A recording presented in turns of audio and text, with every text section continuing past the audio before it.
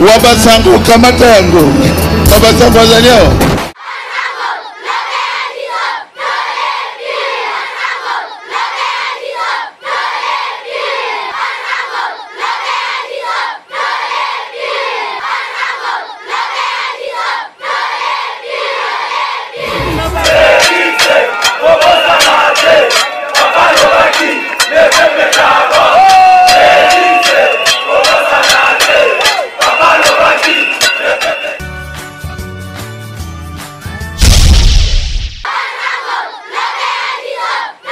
L'ère par laquelle vous nous suivez.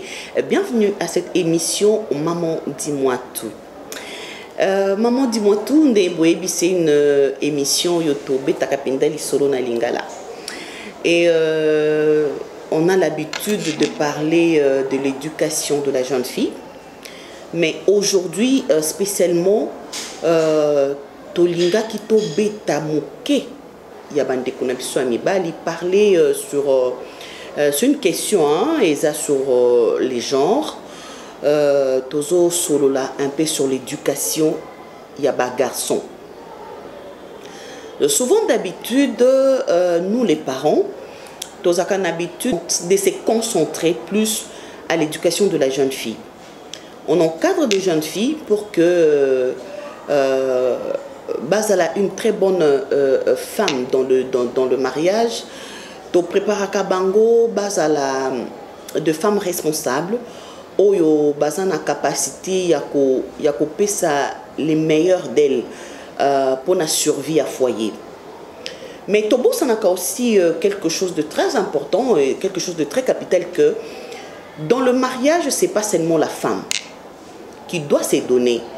Le mariage c'est à deux. Le mariage c'est l'homme et la femme.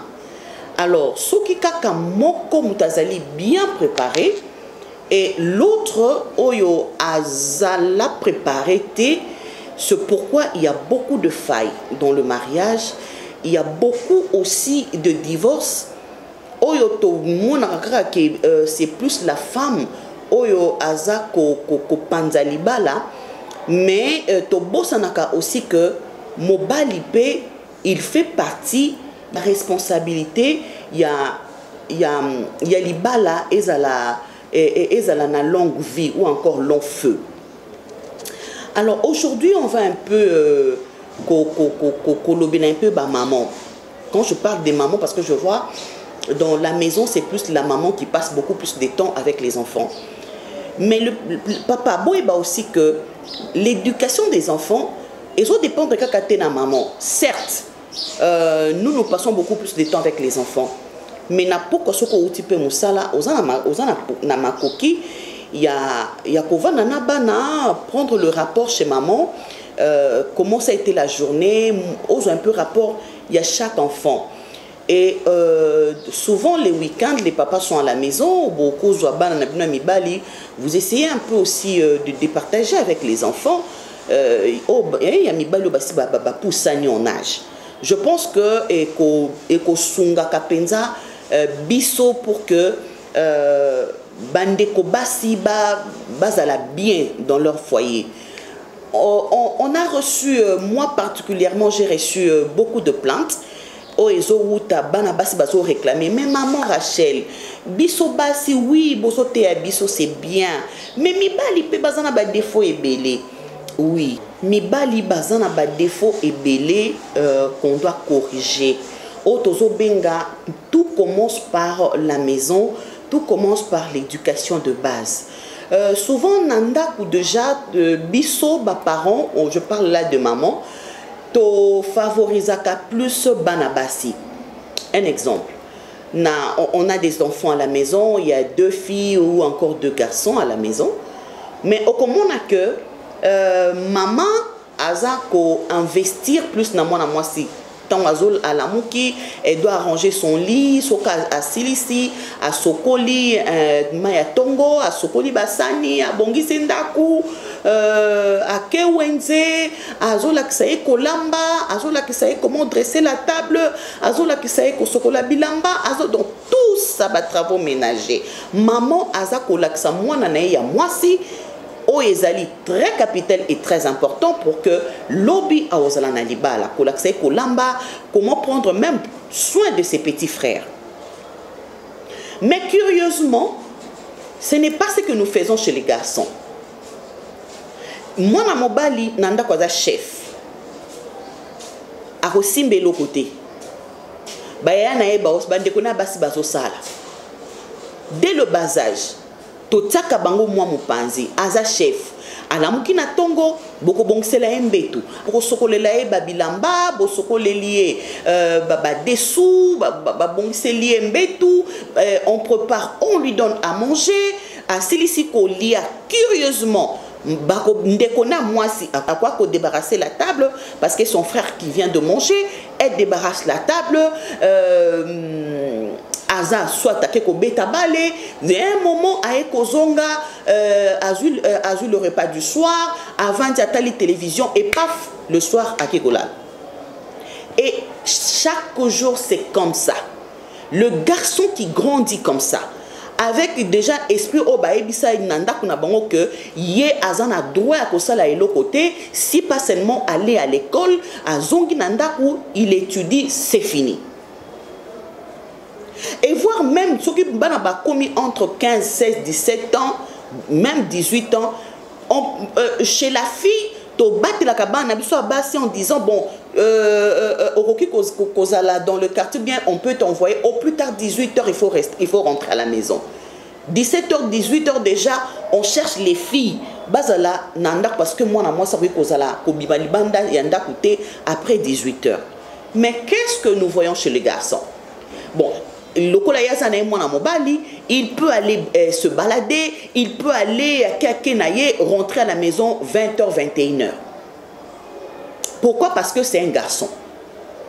Mais tout ça pour ça que oyo tozo ko inculquer bana na biso amiki wana ba garçon na biso retomber nango ezo la tongo ba koli. Et puis moi des fois ça m'étonne. Comment on a un garçon de 25 ans tellement kakoli nango bongo na 25 ans basokole la ke kaleson bakenda ko bonse les chambres na bandeko na basi akoli a fo ba bongsa mesa na ye ba servir ye tout ça et to tsaka pas vraiment beaucoup d'attention à leur manière de se comporter. Asa un peu violent à la maison, il peut frapper sa sœur, alors tout ça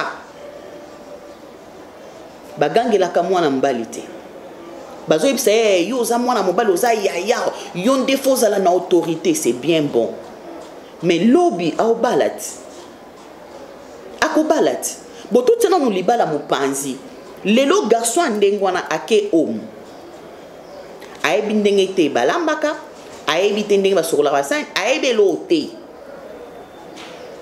to tiki ya koli ne ka ndengwana.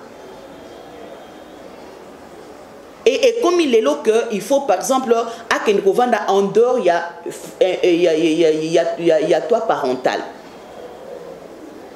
Bon on était que moi en bas il va pas s'en sortir. Je ne parle pas encore ce cas en relation.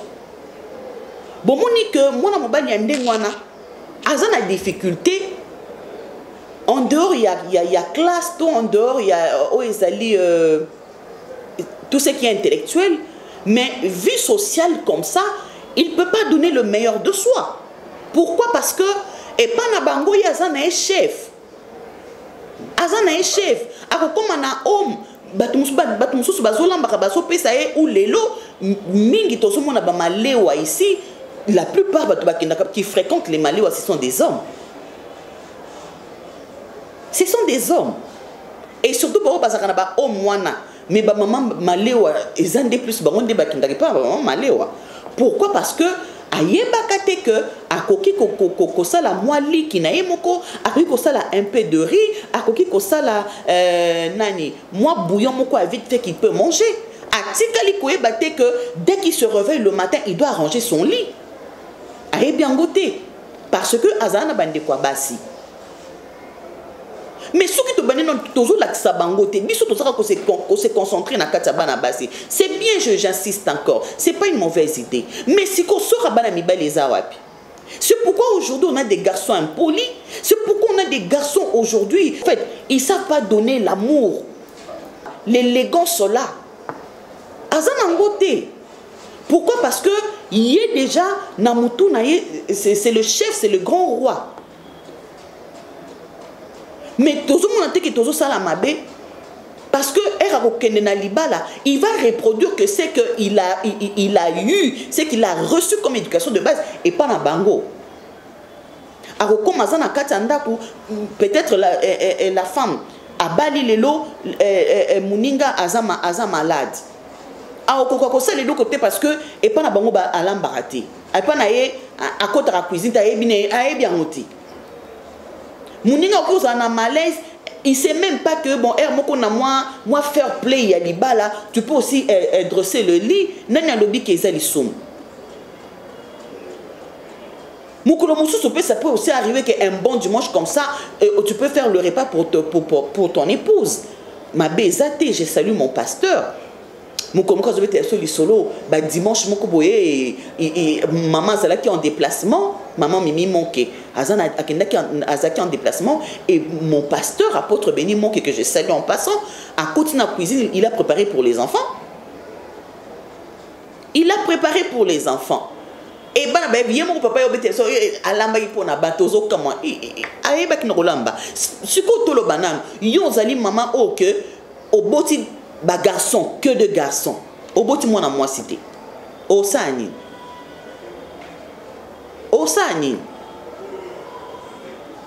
il faut la sabongo musala parce que oboti no bana basi to chance obota mwana moi cité ozuki kaka oboti kaka bana mibali siko obana ko travailler yo moko par exemple ozana bango 5 obana ko sokola bango ko sokola bilama na nyonso tu fais ça seul osungi bana na mibali te yango lelo bana basi bazolela na mabala.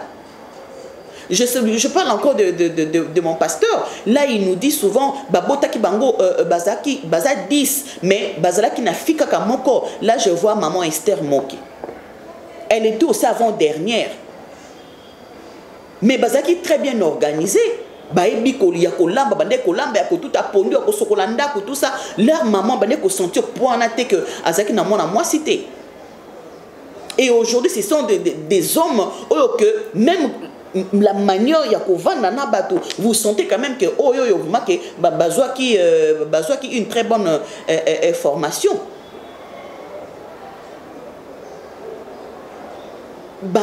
Parents to préparer bana biso ya mibali tozo kaka ko funda bana basi. Mais yebisangai, une fille qui est préparée pour le mariage, elle a tous les atouts pour le mariage. Elle se marie, elle est face à un homme qui n'a jamais été préparé pour le mariage. Donc pour lui, il travaille, il a eu son argent, et ben il va se marier. Mais il n'a pas eu le temps d'être préparé pour le mariage. En face d'une femme où Yazala déjà préparé pour ça. Mais ils ont tellement difficile cette adaptation-là. C'est pas du tout facile. Tu es devant un homme qui est un sans-foutiste. Tu es devant un homme qui n'a pas de coûte. Tu ça été que moi c'est pas yo kakaye. Il y a ça une autorité tonton wa lobi kaka ah ça reste ah non. Certes tu bassin na kabiso photo to za la nalito ya ko kaka mibali c'est bien mais mon bali pas en attend ko kaka moi si. Mais yo tawana nos na ngote. Yo za kaka autorité sur auto yaka sala boy kende boy baluka boy te ezalaka bongo te tous vraiment na beti c'était ezala même na ba église na mona kana ba église tozaka na ba réunion ba maman tozana réunion ba jeune sœur réunion ba papa ezalaka ndengwana kaka même réunion ba jeune frère na mona angote. Jeunesse, c'est l'ensemble. Comme on en a kati, dans l'église, il y a tout un département de jeunes ou département de jeunesse. C'est bien. Mais est-ce que ça a sous-commission, il y a frère. Comment être avec la femme? Comment vivre? Parce que quand tu seras époux, comment il faut être? Parce que papa, vous avez des expériences. Il y a Kotika na bana na bino obo sali ba 50 ans dans le mariage, moi ça divorcé té bozala na problème na moi c'était moi ça a finga yote, moi ça sala yo mabete aux an expérience il y a 20 ans, donc 15 ans, 20 ans, 25 ans, 30 ans bozali ba papa wana. Dans les églises. Il y a même na kata banda que moi je connais ba mariage il y a 50 ans ezali. Bazala kana problème té papa beta maman na bango. Là je salue papa et maman, couple Twendibad, 50 ans de 51 52 ans de mariage. Maman qui me dit papa a tikala ko beta été 50 ans de mariage, bana non ba ka sonte que papa beta ki maman. Couple na ba c'est un problème et bana ko za nango mais mobile ayeba ki comment gérer. Mais maintenant, aujourd'hui, bozo sunga bana mibali te. Bana mibali bozo sunga bango te. Bana basi bazo subir dans le mariage. Akangi motema amoni anakoki nangate anabimi. Et biso nous condamnons. Ok, moi je suis divorcé, mais on ne sait pas pourquoi divorcer. Je n'encourage pas ça. Je n'encourage pas du tout. Mais aujourd'hui, Dieu nous a créés pour vous. Nous, on nous forme pour vous. Mais bino pe quelque part, bossa la paix effort wana.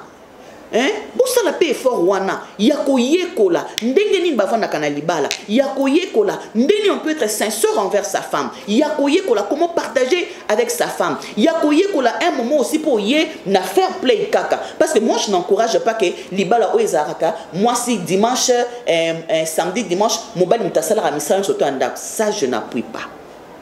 Na coutume na biso ezala ate. Mais nazol bana ndenga faire play, ça peut aussi arriver. Au salé moi si na yoti. Ça peut arriver. Na chambre na bino bimisi moi mabele pour ki moi mabele, ça peut arriver parce que muninga pa wi kozala malade. Sikoyo nanya kosunga muninga. Nananda kuna bino, on vous avait pas appris que ba finga rappel moi cité. Oyo kaka peut-être beaucoup il y a ba garçon lelo azo kaka oya mona qui est pas na bango, ce qui il y a copier coller, il y a papa na bango. Moi on m'a appris une chose. Dans l'éducation, to na milieu on a vendu nazo zoka ya malamu. Atana ba parents na biso, atana biso bana basi. Maman nanga si faut copier ma maman na kozwa o ya malamu. Mais on a monique et vous allez langai eza malamu te chez maman, je ne copie pas. Bino pipo tala o ya malamu et pas papa vous copiez. O monique eza nango malamu te bon ça eza malamu te on ne prend pas. Mais la plupart des autres, le copie-coller. Il y a malamu d'accord, mais aussi que vous avez malamu te. Et nyoko lisaki maman na bino. Yo pour bien le quoi maman biso nyoko makina libala. Ngape moi sina kobala nako nyoko le na libala. Qu'est-ce que ça a à voir? Maman na bino nyoko makina libala. Papa na bino nyoko la qui est-ce que yo zande mona papa na bino to mwana moi sa batwana a salini ni potom ozo balé avec une décision o nyoko la na libala. Asalini yango petango liyo lobi onyo kole na libala yepa kokite abimi na ye akena ye po mususu koloba na supporter na ngati ce maman bino supporter ki ye aza maman na binote arotika na bimi na ye. Donc là nazo ko beta c'était tout revoir un peu notre manière ya ko éduquer bana na biso na ndako. Tous ala na 2 poids 2 mesures té. Quand on éduque les enfants tout ça bango na esika moko. Moi na moi si tozo pesaye, moi na mobile pe tozo pesaye. Moi na mobile ba tozo kokotsa pe ba valeur, moi na moi si ba kokotsa ba valeur. Pour oya mobile tongo akokola azo ke na ba valeur oyo azo ki pa na bango, ya moi si pas ke na ba valeur oyo azo ki pa na bango. Et nzamba ko sa ke lobi babali oyo wana il sera un bon mari dans son foyer, la fille aussi sera une bonne épouse dans son foyer. Mais biso tozaka bana basi. Mais bana mibali nani onsunga bango. Bana mibali bazo yekola na ba TV. Bana mibali bazo yekola na ba réseaux sociaux. Bazo beta na ba bêtises entre bango. Balaksaka mona moi simbongo te, balaksaka moi simbongo te. Siko yo soko laksaka moi simbongo te. oye koli yango déjà que mususu pas ça moi na mon fils moi na moi si balakisa ke mbongo nyonso te ah papa sikoyo yozo yebisa moi na mbali balakisa moi si soko koli obali balakisa moi si mbongo nyonso te mais si vous avez un mois malam, akuta akoli abali akuta na mois malam, que il faut à songaye ba réaliser ba projet. Si ko yo yé alaksa ka mbongo nyon sauté, ba ko ça ba projet mu colonie. Parce que moi ça na idée te que mobile na zwa kanini. Parce que ceux qui na idée que asimba ka 10 francs, ba dépense nga non ki ko sala ba dépense il y a 5000, les 5000 là et bon même pour un projet. Si ko ya yebi na été. Tout comme on a des dépenses au-delà, il y a au mobile nazozwa. Ou bien, vous ne voyez pas que c'est un peu compliqué? C'est un peu compliqué, les parents. Tout ça, l'effort, Wana. Tout ça, l'effort. En tout cas, je parlais en général. Je parle en général. Toko Tanango, na ba émission mususu, na ba détail. Toko Tanango, na ba détail. Ici, maman, dis-moi tout. Nous parlons de la fille, nous parlons aussi de garçon. Parce que, toujours réclamé, tout à divorce, c'est ça et belé. Cause à divorce, c'est ça et belé. Et toujours kaka koko indexer les femmes. Toujours pour ça n'a pas que, sauf moi si à commettre erreur yandengwana, en cas sur ton côté na source totale na cessé. Quelque part aussi, l'homme est à la base de ça. Mais c'est toujours la femme. Or, ceux qui sont parents, na déjà na base, il y a bas na mi bali ba valeur. Congo rozala malamu lobby. Ceux qui moi na ya moi na mobile tozo ko pesa ba valeur moko. Pour nani to baka moi ça yibaka te parce que maman l'accès déjà moi na moi ce que moi na moi ça yibate. Moi si o ya yibaka Aza moi c'est malamouté. Moi nazokola na idée que je suis une femme, je ne peux pas voler. Mais n'a pas d'habitude mi bal. Tout ça na ani. N'a pas mi bel tout ça na ani. Ose ayiba ke ebandara na nzungu. Azui musuni na nzungu. Oye lobi wana akena chambre ba parents azui moi 500 francs. Yo c'est bon 500 francs ça fait quoi? Toi aussi on ne vole pas, c'est tout. Hein? Abandi koyiba ba 500 francs, ba 10 francs, il faut qu'on paie sa punition, il faut qu'on réprimande, c'est qu'on ne vole pas. A koko la nango que moi na mobile paye pas que je suis un homme, je ne peux pas voler. Apprends à l'enfant d'être honnête. Garçon, il doit être honnête. De le bas âge, l'honnêteté, dire que la vérité. Et il va grandir avec cette notion-là que moi, chez nous, on nous disait de dire toujours la vérité. Même à niveau, dans le milieu professionnel, à honnête, il ne va pas voler. Il y a les autres en désordre et en cascade. Veuillez m'excuser. Veuillez m'excuser. On doit éduquer les enfants, on doit éduquer le garçon. Nandaku. Ti akomaka un grand monsieur avec H majuscule. A coli déjà la valeur. Tala mwana na mobali ndenga zokola na bana na baleki na ya basi, na bande koné a basi. Je chute par là. Tala bango, tala ka yo biso ba mama to betaka kara. Tango mwana na mobali azana bande koné a basi. Comment il se comporte? Parce que déjà sur ça on s'est comporté ma bé na bande koné a basi, a ozala un mauvais mari demain. Na wana apprend na bana no mibali affection na bandeko na basi yebisaka yeke baza bandeko na basi alinga baleki na basi azala protecteur ya bandeko na basi de veiller sur ses sœurs azala grande sœur ou azala petit frère azala petite sœur a veiller sur bango a komi moi abimi pe boye soka travaka soki ndenge nini a ko zo moi 10 francs azokenza ah non j'ai ma petite sœur a ko memele bonbon a ko memele le partage. Parce que ce qui est des choses, on a un garçon égoïste à la maison. Un garçon qui ne partage pas. Yo maman c'est les fortes. Lobby ces garçons-là au bala à Kobando Kabila moi ce n'a été. Un garçon nanda kuna bango à protéger Bandeko na basité, il est incapable de protéger sa femme. Incapable, je pèse bien mes mots, incapable de protéger sa femme. Ce qui a yeba qui ko batte la té.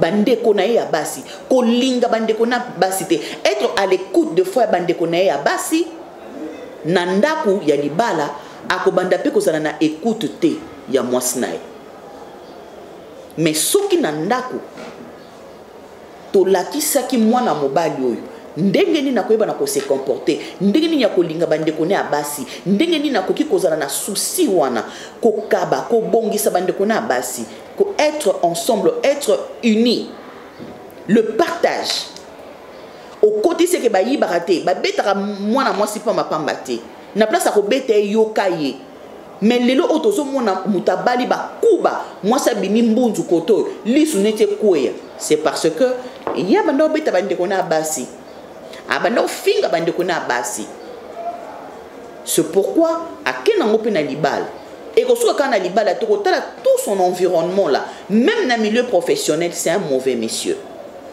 batino surtout ba se méfia kanaye pourquoi parce que base naye ezala ki mabe s'il vous plaît ba maman tout ça là est fort ya ko redresser bana na biso ya mibali ndenge biso to bakana bana basi sujet tabou ezala kate parler même le sexe. Parce qu'un garçon a discipliné, a se discipliner sexuellement parlant, a commettre des bêtises pinzate, a commettre des bêtises. Ndenge to protéger même basi, bana biso basi ko toté akabango butu na moi ba la vierge, ba se protéger. Ndenge wana pe photo to bon ça bana biso mi belle ba zapi ba piso, pourquoi pas? Pourquoi pas? Ba ko ba la pété ba za ba piso, a pe moi cité. C'est possible, pourquoi pas? C'est l'éducation. C'est l'éducation sexuelle. On doit même donner ça aux enfants. Mais c'est ce que nous ne faisons pas. Merci. Eza Omoukié, tout partagé. J'ai besoin de vos suggestions, appelez. Numéro de téléphone Nanga Eza Wana. Rachel Twendiba Dissonzia. Vous m'appelez. Vous appelez na posa ou intervenir. Appelez-nous. Trop bon ça. Pour yamba on a plateau na biso opesa biso pe oyoyo ozanango comme leçon pour na bande ko na biso ya basi pe ya mibali. Que Dieu vous bénisse. Papa, maman, belenge mosi elenge mobali, olingi oyekola informatique, anglais, alphabétisation, administration, réseau, olingi oyekola kokumba mutuka kitoko, centre de spécialisation en communication et nouvelles technologies au Congo, Secontec en sigle, a fongoli ba porte naye pona motonyoso, yokantangu, na 1000 francs ya pamba koma utile na kati ya société, yekola informatique, obana ko beta machine dada pe oyekola kokumba mutuka kitoko na moindre coût. Okotuna biso Secontec azwami wapi, centre de spécialisation en communication et nouvelles technologies au Congo, azwami na croisement des avenues 24 pe mandarinier, juste en face ya Ipeki na commune ya Gombe. Okomona 2 centres ya Secontec ezali wana kota ozwa information kitoko. Na commune ya Ngaliema tozwami en diagonale na centre EDAP okomona Secontec azali wana esika nini bazali kopesa batu formation na ba condition elongo bani ebongo na Victoire bandeko nanga bolingo centre de formation Secontec azali wana azali kopesa ba cours na ndenge moko kosakana te ebongo na Moamba mwana mboka Gilles Milambo atiki bana Congo démocratique soko mokete centre mususu azali juste en face ya église la résurrection okokutana na Secontec ezali wana ebongo na Tchangu tozwami na croisement des avenues boulevard Lumumba na Maya Ntsanga okokutana na Secontec azali wana bandeko nanga bolingo centre kaka moko ozali ko former bana République démocratique du Congo na 1000 francs congolais ya pamba olingi okoma utile na kata société potombangu na Secontec.